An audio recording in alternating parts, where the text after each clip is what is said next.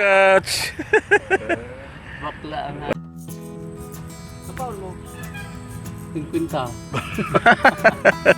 Eh, bari si Buyon. Bago tingin. Pagkatang niya sa lapig na lang ko. Sabi, hindi pagpasok kita. Kita niya.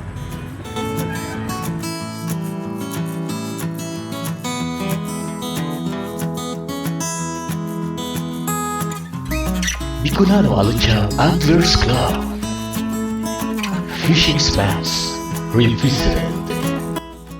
And now we are featuring the places of the Baraca Bridge, fishing spots between Baraca Milaor and Baraca San Fernando, Camarines Sur. Fishing spots at Barangay Bagolatao Minalabac, Camarines Sur, and Barangay Bongalon, Sagnay, Camarines Sur. The team veterans, headed by our BAAC founder, Phil Francisco, along with Sir Edwin Frades and Sir Boy Imperial, along with yours truly, headed to the fishing spots at the bridge between Baraca Milaor and Baraca San Fernando, Camarines Sur.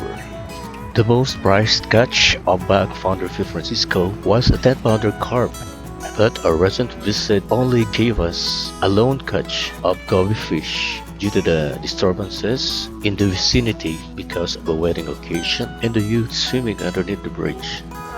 Meanwhile, the fishing spots at Barangay Bagolatao Minalabac, Camarines Sur, my hometown, is visited by Alachamers Carlo and Kling, wherein the Pogapo King managed to catch several pieces of his favorite fish.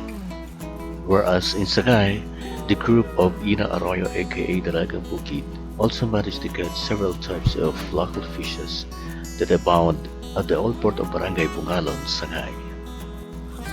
So that wrapped up the activities that happened on the last Sunday of June 2020. Expect more of Alachamers fishing expedition on the days ahead. Fish on, tight line, Alachamers.